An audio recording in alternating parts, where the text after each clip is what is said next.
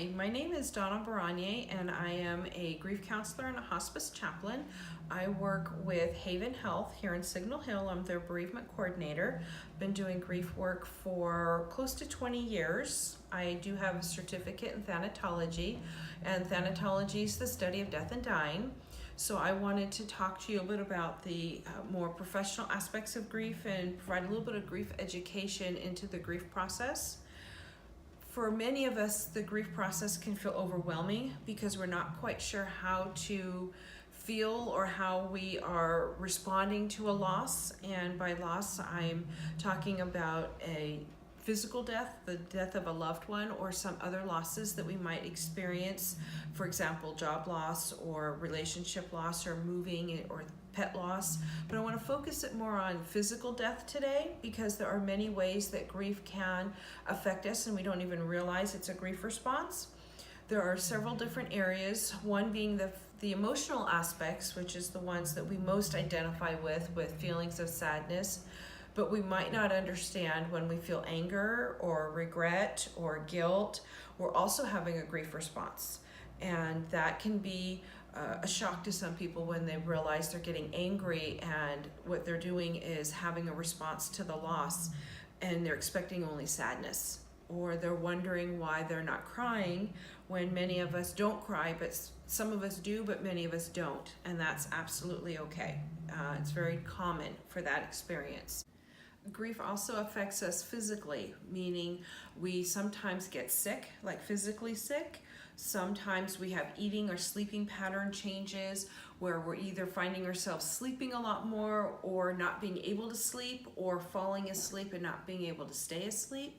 Sometimes it can affect us where we just feel off, but we can't quite explain what that means in our bodies. Sometimes it's headaches. There's a variety of ways that the physical aspects of grief can manifest. The area that many of us don't think about with grief is the spiritual side of grief, and by that I don't mean our higher power. It can manifest more in the area of what are our priorities now, what's important to us. Maybe something has shifted in our world and we're realizing there's dreams or goals that we want to achieve that maybe we really hadn't thought about, but now we are finding that we're spending more time focusing on them, thinking about them, maybe journaling about them.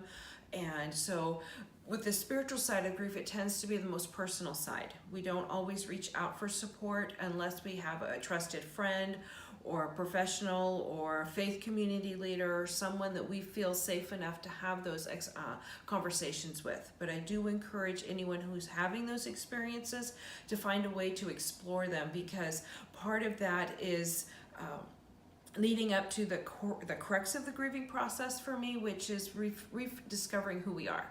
Who are we now? Who am I? What is it that I believe? What is it that I want to accomplish in my world? It's like a renewal, and that area is individual for each person.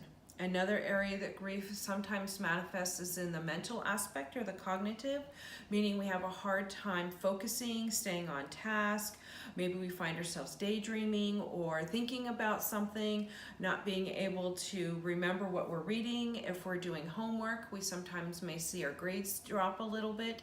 That tends to happen. They will come back up. It sometimes takes some time because it's hard to stay focused. It can be really difficult. So I encourage anyone who's having those experiences to try and make lists or find ways to keep yourself on track. Everyone has a little different system that works for them.